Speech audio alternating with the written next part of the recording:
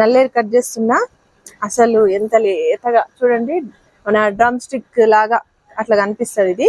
ఇది ఇట్లా కనుపులు లాగా ఉంటది. దీన్ని కొంచెం ఇట్లా నార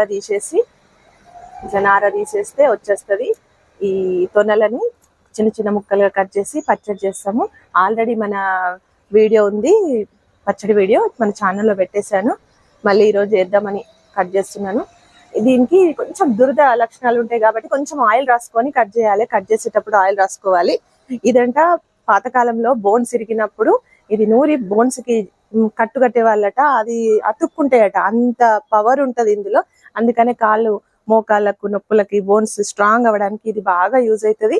మనకు సిటీలో దొరికితే మాత్రం ఇలా అప్పుడప్పుడు చిన్న మొక్క పెట్టుకున్నా, ఇంట్లో చిన్న కుండీలో పెట్టుకున్నా కూడా దీనికి అన్ని వేర్లు వస్తాయి. ఎక్కడంటే అక్కడ వేర్లు ఉంటాయి. ఇది చిన్న మొక్క పెట్టినామా ఇట్లా పెట్టేస్తే మళ్ళీ ఇది నాటుకుంటది, మళ్ళీ మన పెద్ద చెట్టు అవుతుంది. దీనికి పెద్ద మెయింటెనెన్స్ అక్కర్లేదు.